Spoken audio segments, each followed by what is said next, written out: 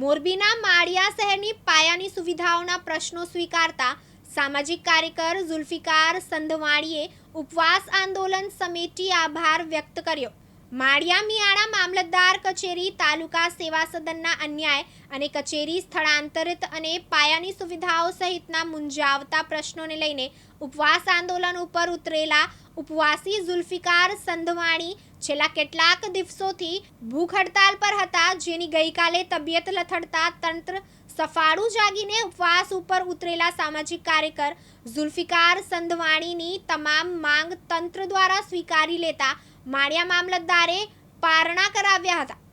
જાણવા મળતી વિગત મુજબ માળિયા મિયાણા શહેરના પ્રાણ પ્રશ્નોને લઈને સામાજિક કાર્યકર ઝુલ્ફીકાર ભાઈ સંધવાણી 24 ફેબ્રુઆરીથી આમરણાથ ઉપવાસ પર ઉતરીને માળિયા શહેરને થતા અન્યાય મામલે સામાજિક કાર્યકરે ઉપવાસ આંદોલન છેડ્યું હતું, પરંતુ તબિયત લથડતા તંત્રને નમતું જોખવું પડ્યું હતું અને માંગ સ્વીકારતા તમામ પ્રશ્નોને લઈને લેખિતમાં ખાતરી આપતા ઝુલ્ફીકાર ભાઈ સંધવાણીએ પારણા કરી લેતા ઉપવાસનો સુખદ અંત આવ્યો છે। માળિયાના સામાજિક કાર્યકર ઝુલ્ફીકાર ભાઈ સંધવાણીએ માળિયા શહેરના સ્થાનિક 5 પ્રશ્નોને લઈને આંદોલન શરૂ કર્યું હતું, જેમાં માળિયા બસ સ્ટેશનનું નવનિર્માણ કરવું, ધોરણ 10 બોર્ડની પરીક્ષાનું કેન્દ્ર ફરી શરૂ કરવું, રેફરલ હોસ્પિટલમાં સ્ટાફ ક્વાર્ટર બનાવવું અને ખાલી જગ્યાઓ ભરવી, મામલતદાર કચેરીનું નવનિર્માણ કરવું અને રેલવે સ્ટેશન પર ટ્રેનોને સ્ટોપેજ આપવા સહિતના પડતર પ્રશ્નોને લઈને આમરણાથ ઉપવાસ શરૂ કરાયા હતા, જેથી આજરોજ માળિયા મામલતદાર દ્વારા તમામ માંગણીઓ પૂરી કરવાની લેખિતમાં ખાતરી આપતા તેમણે પારણા કરીને આમરણાથ ઉપવાસ પૂર્ણ કર્યા હતા। અત્રે ઉલ્લેખનીય છે કે 9 દિવસ જેટલા ચાલેલા ઉપવાસ આંદોલનમાં 5 જિલ્લાના મિયાણા સમાજના આગેવાનો, માળિયાના સ્થાનિક લોકો અને ગ્રામ્ય વિસ્તારના આગેવાનોએ આંદોલનને સમર્થન આપ્યું હતું, જેનો ઉપવાસી ઝુલ્ફીકાર સંધવાણીએ તમામનો આભાર વ્યક્ત કર્યો હતો। હું ઝુલ્ફીકાર ઉમરદીન સંધવાણી માળિયા મિયાણા ઉપવાસ વર્ષને સમગ્ર ગુજરાતમાંથી અંતરે પધારી જે ભાઈ બહેનો, હિન્દુ મુસ્લિમ બહેનો સાથ સહકાર આપી ભોગ આપેલ તે તમામ ભાઈ બહેનોનો તેમજ જે વ્યક્તિઓ મારી પાછળ ભોગ આપ્યો છે તે તમામ હિન્દુ મુસ્લિમ ભાઈઓનો સાથ સહકારના કારણે તેમજ પત્રકાર ભાઈઓના કારણે આપણા માળિયા મિયાણાની લાજ રહી ગઈ છે।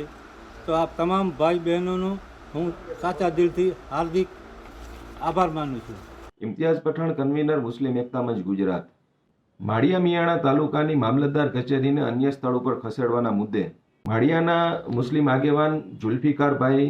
ગત 24/2થી આમરણાથ ઉપવાસ ઉપર ઉતરેલા હતા। આ સાથે એમની બીજી માંગો એવી હતી કે ભાઈ મામલતદાર કચેરી તો ત્યાંથી બીજે ખસેડે છે અને ઘણી બધી કચેરીઓ માળિયાથી દૂર વહી ગઈ છે, સાથે સાથે ત્યાં જે હોસ્પિટલ છે એમના ડોક્ટરોના રહેવાના મકાન નથી, જેના કારણે એ ડોક્ટરો છે ત્યાં રાત્રે રોકાતા નથી અને રાત્રે કોઈ પણ એવો કોઈ ડિલિવરીનો કે કોઈ બનાવ બને છે તો એ પેશન્ટને મોરબી લઈને જવું પડે અને એ દરમિયાનમાં ઘણા બધા લોકોના મૃત્યુ થયા છે। સાથે સાથે ત્યાં બસ સ્ટોપનો એક મુદ્દો છે, એટલે આ તમામ જે પાયાની જરૂરિયાત કહી શકાય એ બાબતોને લઈ અને ઝુલ્ફીકારભાઈએ હમણાં ઉપવાસ શરૂ કર્યા। ગઈકાલે રાત્રે એમની તબિયત ખરાબ થતાં આ વાત વાયુ વેગે ફેલાણી કે ભાઈ આ પાયાની જરૂરિયાત અને બહુ સાચી વાત છે, એમાં એક વ્યક્તિ હમણાં ઉપવાસ ઉપર છે અને એ મોતની નજીક પહોંચી ગયા ત્યાં સુધી તંત્રનું કોઈ પણ અધિકારી એને પૂછવા નથી આવ્યો અને આ વાત તમામ મુસ્લિમ સમાજના આગેવાનો સુધી પહોંચતા ગુજરાતના મુસ્લિમ સમાજના આગેવાનો મોરબી ખાતે દોડી ગયા હતા અને મોરબી કલેક્ટરને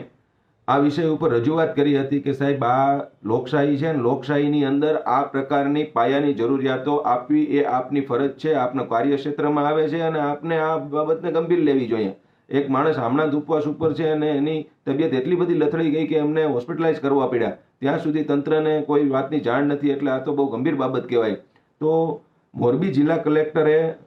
બહુ ગંભીરતાથી આ વાતને લીધી અને બહુ હકારાત્મક અને પોઝિટિવ વલણ અપનાવી અને એવું આશ્વાસન આપ્યું કે આ જે મામલતદાર કચેરી છે ત્યાંથી અન્ય સ્થળે ખસેડવાના અમુક કારણો છે, જ્યાં પાણી ભરાય છે ને એવું બધું, પણ તેમ છતાં તમે એટલા વિસ્તારમાં નજીકમાં જ્યાં ક્યાંય સરકારી ખરાબો હોય તો અમે ત્યાં બનાવવા માટે તૈયાર છીએ। અને સાથે સાથે જે બીજા બાકીના જે 5 મુદ્દા હતા એ 5 મુદ્દામાં પણ એમણે બહુ પોઝિટિવલી એવું કીધું કે ભાઈ આ 5 મુદ્દામાં જે કોઈ મારા વિભાગમાં આવે છે એને હું એકદમ તુરંત અસરથી કરવા માટે કરીને પ્રયત્ન કરીશ. અને જે બાકી મારા વિભાગમાં નથી આવતું, મારા કાર્ય ક્ષેત્રમાં નથી આવતું, એમને પણ અમે પત્ર વ્યવહાર કરશું, એને પણ અમે લખશું, ભલામણ કરશું કે ભાઈ આ જે અમારા એરિયાની અંદર આ નીના સમસ્યાઓ છે અને એ જે તે સરકારના વિભાગમાંથી આવે છે અને એ તમે પૂર્ણ કરો. એટલે ડિસ્ટ્રિક્ટ કલેક્ટર તરીકે એમણે બહુ આ વાતને બહુ હકારાત્મક લીધી છે. આજે ડેલિગેશન જિલ્લા કલેક્ટરને મળવા માટે રજૂઆત માટે ગયું હતું. એમાં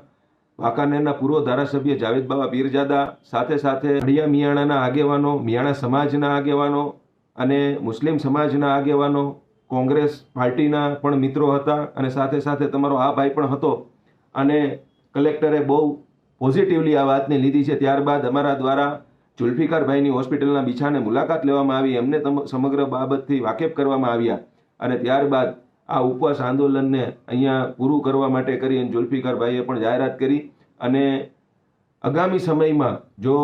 આ જે કોઈ પણ વાયદા છે, વચનો છે, એની અંદર ક્યાંય પણ સરકાર કે તંત્ર કે એના અધિકારીઓ કે કલેક્ટરશ્રી ક્યાંય પણ ઉણા ઉતરશે અથવા તો કંઈ આગુ પાછું કરશે તો ખૂબ જ મજબૂતાઈની સાથે ગુજરાતભરના મુસ્લિમ સમાજના લોકો માળિયા મિયાણાના જે મુસ્લિમ આગેવાનો છે એમની સાથે છે, મુસ્લિમ સમાજની સાથે છે અને પાયાની જરૂરિયાત માટે જે તે રીતે જે તે લેવલથી જે લડત લડવી પડતી હશે એ લડવા માટે પણ તૈયાર છે. અને એકદમ કાયદા અને બંધારણમાં રહીને સંપૂર્ણપણે બહુ બારીકાઈથી એ સમગ્ર મામલે ઉચ્ચ કક્ષાએ બહુ ધારદાર રજૂઆતો કરવામાં આવશે. અને ભવિષ્યની અંદર માળિયા મિયાણા પણ મુખ્ય પ્રવાહથી દૂર ન રહે અને જે રીતે જીવી રહ્યા છે લોકો, એમાં ક્યાંય પણ એમનું જીવન ધોરણ પણ પાછળ ન રહી જાય, આ બાબતે તંત્રનું પૂરેપૂરું ધ્યાન દોરવી અને ભવિષ્યની અંદર એ વિસ્તારની અંદર પણ તમામ પાયાની સુવિધાઓ ઉપલબ્ધ થાય એ માટે પૂરી રણનીતિ સાથે આયોજનબદ્ધ રીતે રજૂઆતો અને લડતો લડવામાં આવશે. રઝાક બુખારી સાથે ગોપાલ ઠાકોર, દિવ્યાંગ ન્યૂઝ, મોરબી.